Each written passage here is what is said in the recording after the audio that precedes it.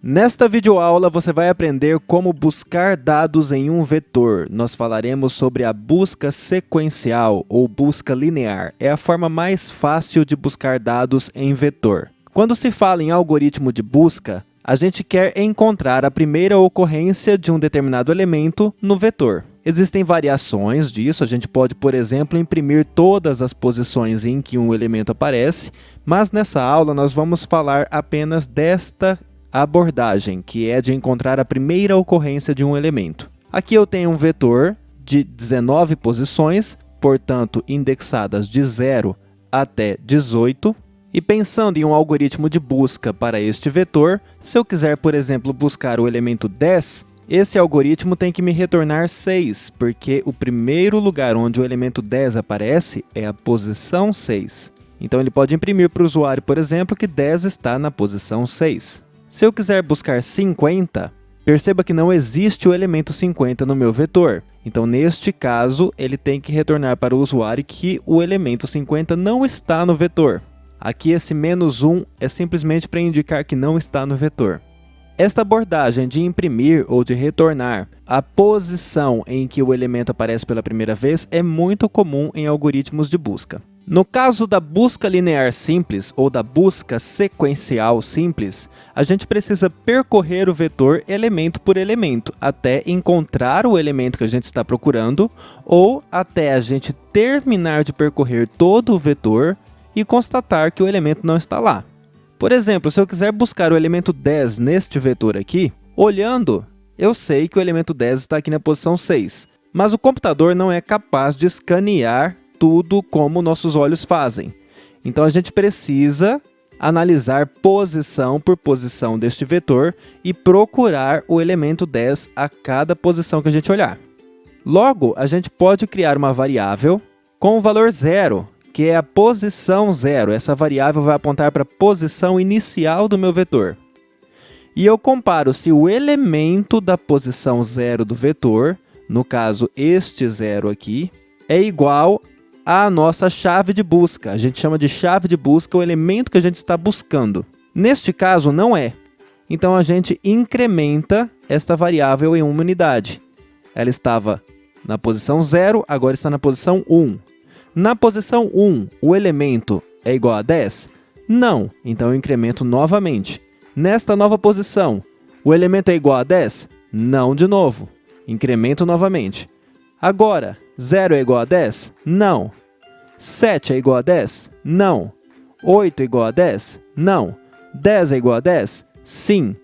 Neste caso, então, eu achei o elemento 10 e eu posso imprimir que o elemento 10 está na sexta posição do meu vetor. Agora vamos ver um exemplo em que o elemento não está no vetor.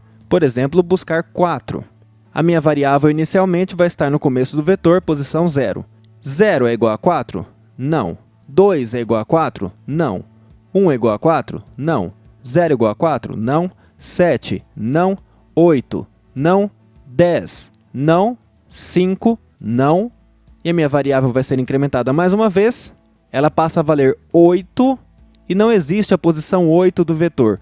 Ou seja, quando esta variável chegar no tamanho do meu vetor, significa que eu acabei de percorrer o meu vetor. E neste caso eu não encontrei o elemento. Perceba que este vetor vai de 0 até 7, então o tamanho dele é 8. Se eu inicializo uma variável com a posição 0 e ela vai incrementando todas as vezes que ela não encontra o elemento, ela vai chegar no valor 8, que é o tamanho do vetor. E eu constato que o elemento não está lá porque eu já percorri o vetor inteiro. Esta é a ideia, então, da busca sequencial simples. Eu percorro elemento por elemento e paro quando eu encontro o elemento ou quando eu percorro todo o vetor e constato que ele não está lá. Aqui nós temos um código-fonte que realiza a busca sequencial simples em um vetor. E é o índice que estamos analisando no momento. É a posição do vetor sendo olhada. Entramos neste while. Este while, ele testa se o i é diferente do tamanho, ou seja, se o meu i já chegou no final do meu vetor. E ele testa também se o elemento na posição i do vetor, que eu chamei de v, é diferente da minha chave de busca. Se essas duas coisas forem verdade, ele soma o i em uma unidade. Bom, a nossa busca linear, ela vai parar quando eu encontrar a chave de busca, ou seja, quando v de i for igual à chave, ou quando eu percorrer todo o vetor e perceber que a chave não está lá, que é quando o i é igual ao tamanho. Então, o meu loop sai quando o i é igual ao tamanho ou v de i é igual à chave. Logo, a condição de permanência do meu loop é i ser diferente de tamanho e v de i ser diferente de chave. Enquanto isso daqui acontecer, significa que eu não encontrei a chave e não percorri todo o vetor. Então, eu tenho que passar para a próxima posição. Ao final, eu saio deste loop e eu tenho que testar por que eu saí deste loop. Se eu sair deste loop porque o i é igual ao tamanho, significa que eu percorri todo o vetor e não encontrei a chave. Neste caso, o elemento não foi encontrado. Se não, o i vai ter a posição do elemento encontrado. E aí eu posso imprimir que o elemento foi encontrado na posição i. Vamos fazer um teste de mesa para este código aqui, usando este vetor v de 5 posições. Inicialmente i vale 0 e eu quero buscar o elemento número 1. Entro no meu while. 0 é diferente de 5, que é o tamanho? Sim. V de i, v de 0 é 3. É diferente da chave, que é 1? Sim. Então, eu não encontrei o elemento, vou para a próxima posição. I vale 1 agora. 1 é diferente do meu tamanho? Sim. 2 é diferente do meu 1? Sim. Não encontrei e não terminei o vetor. Passo para a próxima. 2 é diferente do tamanho? Sim. Não terminei o vetor. 1 é diferente de 1?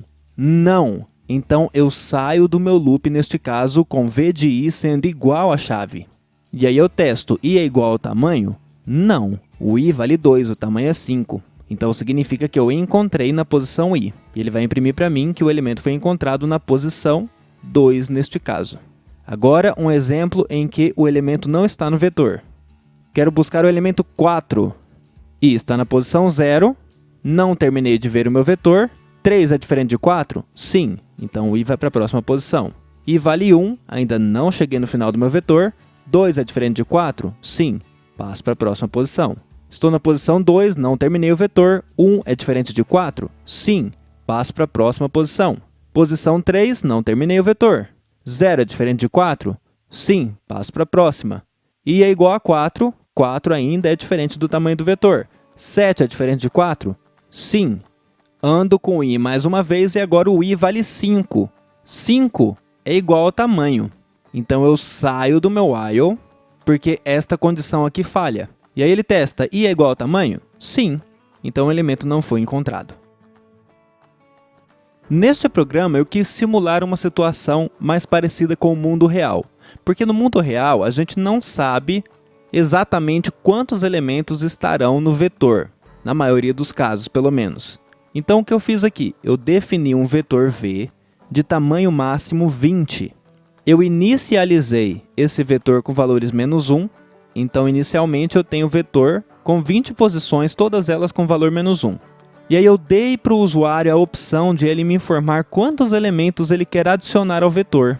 Então, perceba, apesar de eu ter a capacidade de 20 elementos, o usuário pode precisar adicionar 5 só. E neste caso, eu terei 15 posições livres do meu vetor.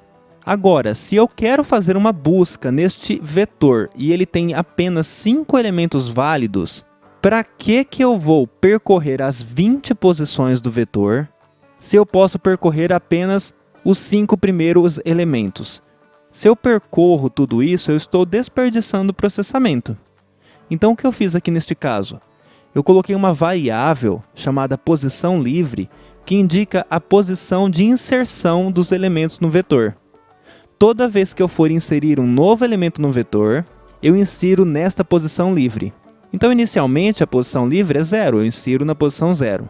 Inseri o v de 0, posição livre tem que ser atualizada para 1.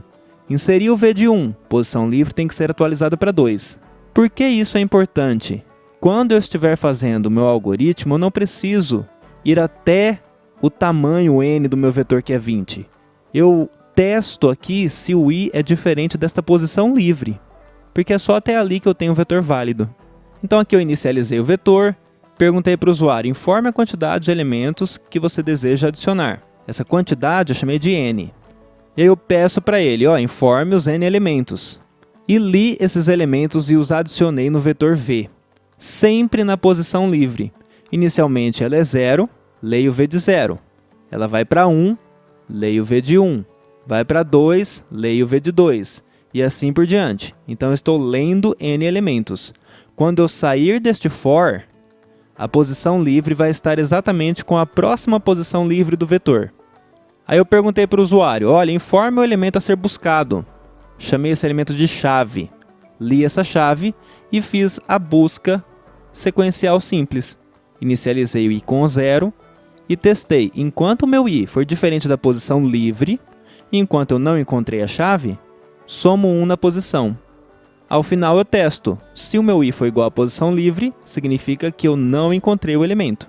Se não, eu encontrei o elemento na posição i.